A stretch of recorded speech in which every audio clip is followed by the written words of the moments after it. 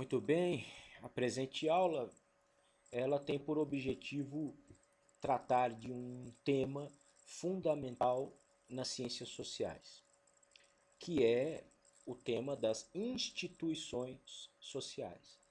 Então, essa aula nós temos o objetivo de definir o que são instituições sociais, para que elas servem, como elas funcionam e quais são elas. E eu quero aqui, na presente videoaula, explicitar duas das principais instituições sociais e que são extremamente importantes no desenvolvimento do ser humano, do indivíduo, na formação do indivíduo. Então eu estou tratando, obviamente, da família e da escola. Antes de mais nada, a gente deve definir o que são instituições sociais.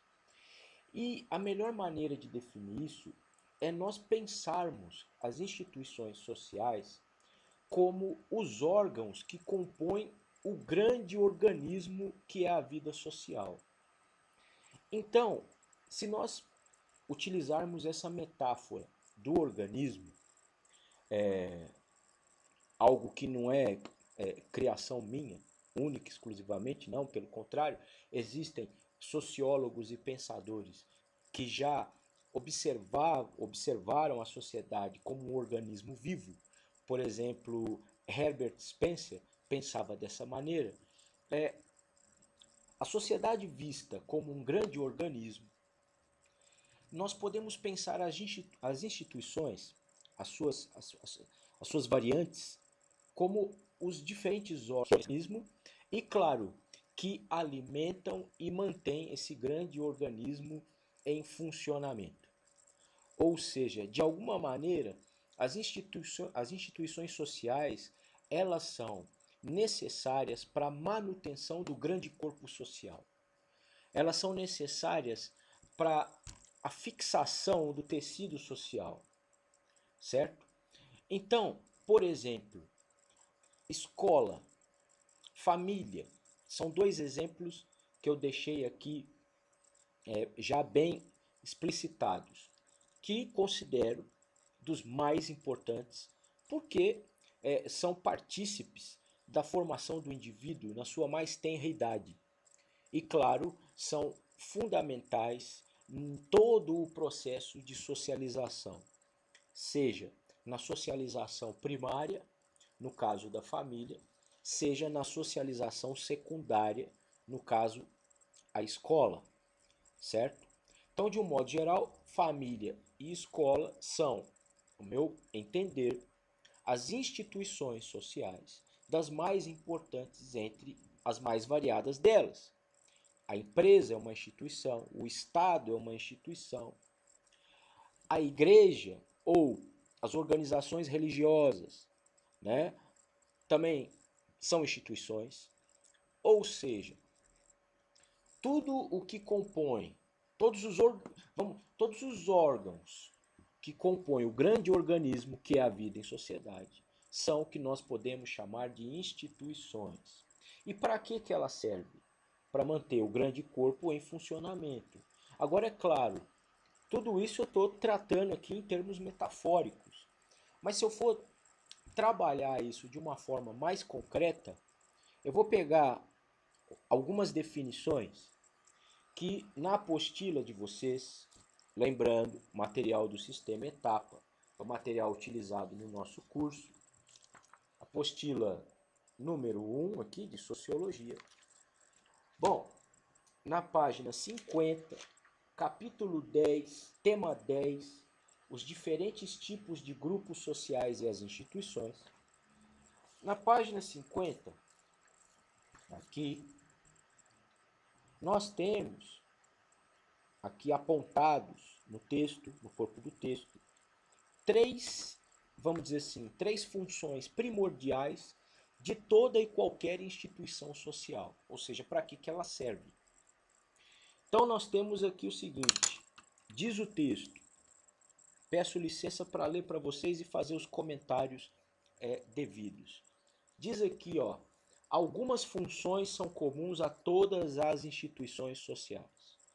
Entre elas, e destaca três.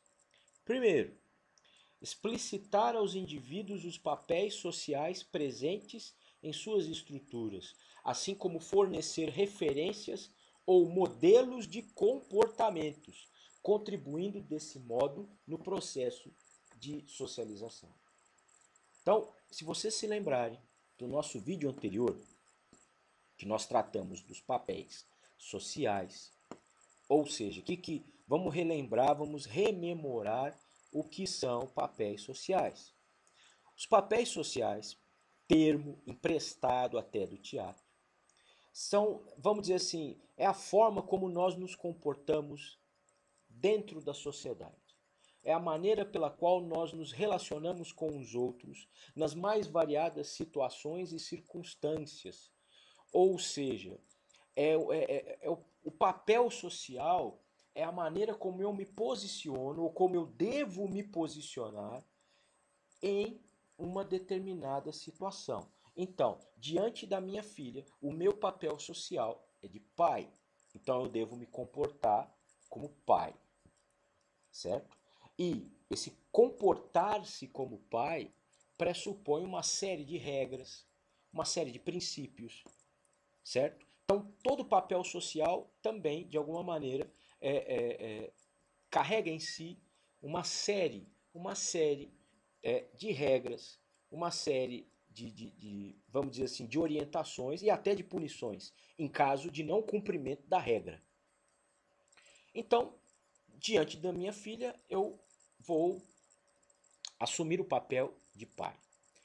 Diante da minha esposa, o papel de marido, diferente. Diante dos meus alunos em sala de aula, o papel de professor, diferente. Diante dos meus colegas de trabalho, também professores, também eu vou assumir um determinado comportamento diante da direção da escola, diante do comerciante, diante do policial militar na rua, diante do médico numa consulta, eu vou assumindo uma variedade de comportamentos, claro, cada qual pertencendo a uma determinada situação onde eu estou exercendo um papel social. Então, as instituições, elas, como diz o texto, elas fornecem referências de comportamento. Então, é na família, é na igreja, é na empresa, é na escola, que são instituições sociais, em que nós aprendemos determinados padrões de comportamento, em que nós aprendemos, dentro de um complexo processo de socialização, como nós devemos nos comportar. Qual é o nosso papel? Como nós devemos exercer os nossos papéis dentro de cada situação. Certo? Então, na escola, vamos pegar a escola, que é, no meu entendimento, a principal instituição de socialização secundária.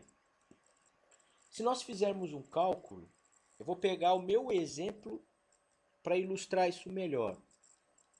Eu passei pelos bancos escolares mais de 20 anos, como aluno, certo? Se eu pegar a educação infantil, se eu pegar a pré-escola, antigo ensino primário ou fundamental, ensino secundário, hoje ensino médio, educação superior. Dá mais de 20 anos. Isso é um tempo considerável na vida de qualquer um. Se a média da população brasileira, por exemplo, gira em torno de 70 e poucos anos, nós podemos dizer aí que, se eu pegar essa referência de 70 anos, nós vamos ter 30% mais ou menos da nossa vida sentado num banco escolar. Isso se nós perpassarmos por todo o processo educacional, né? O que nós chamamos de educação básica na legislação brasileira. Então, 1/3 da vida você está sentado num banco escolar como um estudante. Pois bem, isso por si só já mostra que uma boa parte da sua vida você vai você vai estar diante de professores, vai aprender não só conteúdos, mas vai aprender, afinal de contas, desde pequeno, o que é a vida, como funciona a vida em sociedade, o que é a nossa cultura, por exemplo, certo? Então, por si só, o tempo que passamos nos bancos escolares já ilustram bem a importância da escola como instituição social e como partícipe da socialização secundária. A escola exerce um papel crucial. E a escola, claro, ela vai reproduzir aquilo que a sociedade é. Naquilo que ela tem de melhor, que é o desenvolvimento técnico, por exemplo, é na escola que paulatinamente o estudante vai tomando contato com todo o arcabouço intelectual, cultural, científico da humanidade. Então, por exemplo, quando você estuda matemática, por exemplo, geometria, é algo, é uma herança grega. É uma herança grega. De 500 anos antes de Cristo, por exemplo. Né? Que foi a época, o século de Péricles, em Atenas. Uma época de grande desenvolvimento, do nascedouro da filosofia e da própria noção que nós temos do que é ciência. É o nascedouro da ciência. Então a matemática, a geometria, né, de alguma maneira, quando ela chega no caderninho da criança, no ensino fundamental 1, aquilo ali é uma herança de uma cultura grega milenar. E que a criança ela toma posse disso e paulatinamente ela vai se desenvolvendo e vai tomando ciência, consciência de todo esse arcabouço intelectual e científico da sociedade a qual ela pertence, ou seja, do mundo. Então a escola ela reproduz, claro, aquilo que há de bom na sociedade, né? Todo esse arcabouço técnico, científico, cultural, intelectual, esse caldo, esse rescaldo de cultura histórico, milenar. E ao mesmo tempo, claro, a escola ela reproduz também aquilo que a sociedade apresenta de problemático. Por exemplo, a intolerância, a violência, as drogas, o bullying, certo? O assédio moral. Então, a escola é quase que um microcosmo do, da sociedade como um todo, certo? E isso, claro, se nós pegarmos realidades como a da escola pública brasileira, que eu particularmente conheço bem, trabalho na rede pública há praticamente 10 anos, primeiro na rede mineira, agora na rede paulista, e até pelo número de alunos que a escola pública atende, ela ela reproduz muito bem, infelizmente, muito daquilo de negativo que tem na sociedade. E por quê? Porque numa sociedade como a nossa, sociedade brasileira, ela atende 80, já estudei números, já tive contato com números, mais ou menos 80% dos estudantes brasileiros estão em escola pública. Então, 80% das famílias são atendidas nesse tipo de escola. E, claro, a sociedade como um todo vai ser reproduzida de uma forma mais fiel dentro da escola pública. Certo? Então, a escola, ela, de alguma maneira, ela fornece essas referências e ela, claro, é reflexo do meio social ao qual ela está inserida. Pegando aqui o segundo parágrafo, é função de toda instituição social promover estabilidade aos comportamentos socialmente aceitos, na medida em que seus padrões de organização e funcionamento têm a concordância e são praticados regularmente pelos indivíduos nas diversas situações institucionais. Ou seja, uma instituição ela não tem, por definição, um caráter revolucionário. Ou seja, uma instituição ela tem por definição, um caráter conservador. A instituição ela só existe para conservar a sociedade na qual ela está inserida. Se ela reproduz essa sociedade, se ela mostra referências de comportamento da sociedade a qual ela pertence, ela só pode trabalhar no sentido de preservar a sociedade. Ela preserva. Mas nem sempre essas instituições elas são as mesmas. E aí eu vou pegar o exemplo da família, que é um exemplo que está latente, né, no meio acadêmico também, porque há uma discussão no sentido de quebra da família, de uma sociedade na qual nós vivemos, pós-moderna, que vai contra os interesses da família, ou da família dita nuclear, a família original. Então, por exemplo, o que eu estou querendo dizer com isso? Nós temos uma visão clássica do que é família, que é o pai, a mãe e os filhos. Basicamente isso. O que nós chamamos de família nuclear. Ou seja, é o conjunto mais básico daquilo que a gente pode conceber como uma família. Os pais e as crianças e os seus filhos. Nós sabemos que muitas famílias não funcionam assim. Muitas famílias, nós temos uma mãe e as crianças, e o pai é ausente, por qualquer razão. Nós temos situações em que os filhos vivem com os avós, por uma série de razões. Nós temos famílias em que o filho vive com a mãe, que se divorciou do marido e agora tem uma outra mulher em casa. Ou seja, a mãe, ela agora tem uma relação homoafetiva dentro de casa. Certo? Então, assim, eu poderia dar N exemplos, até por ser professor numa rede pública, a gente observa essa multiplicidade, né, do que é família. E, queiram ou não, independente de situações aqui, de posicionamentos ideológicos, doutrinários ou o que for, são famílias. São famílias. Mas são famílias totalmente distintas daquilo, vamos dizer assim, que historicamente nós temos como o modelo, que é a família nuclear. Então, obviamente, que de uma forma geral as instituições, elas existem para conservar, certo?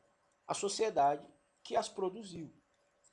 E a sociedade humana, historicamente dizendo, ela é, vamos dizer assim, ela é fundamentada nesse conceito nuclear de família. O que não quer dizer que daqui a alguns anos ou daqui a alguns séculos isso não possa mudar. Porque as instituições, elas se transformam, mas elas não são, por essência, revolucionárias. Nenhuma instituição é organizada para transformar a sociedade. Toda instituição social, ela funciona para conservar a sociedade como ela é. E claro, por pressão social, por pressão interna, por uma diversidade de fenômenos, de transformações históricas, principalmente, nós vamos ter mudanças. Não tem jeito. O Estado, se eu pensar o que é o Estado no tempo dos gregos e o que é o Estado moderno, por exemplo, lá nos pensadores renascentistas, na época de Maquiavel, no desenvolvimento ali da ciência política, o que é o Estado? Será que essa análise vale para o Estado hoje, no século XXI? Será que o que os gregos entendiam por democracia os modernos entendiam por democracia, os pós-modernos entendem por democracia, é a mesma coisa? Lógico que não é. Então, as instituições se transformam, certo? Mas, por definição, toda instituição ela existe para conservar a sociedade a qual ela está inserida, a qual ela pertence. Ok? Então vamos lá, o terceiro e último parágrafo que eu quero comentar aqui com vocês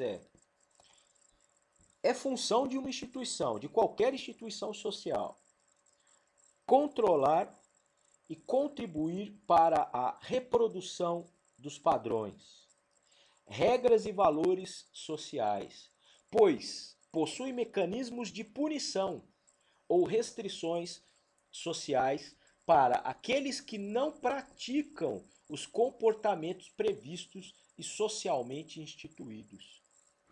Então, aqui tem outra coisa interessante. Toda instituição social, ela funciona trazendo consigo regras muito claras, certo?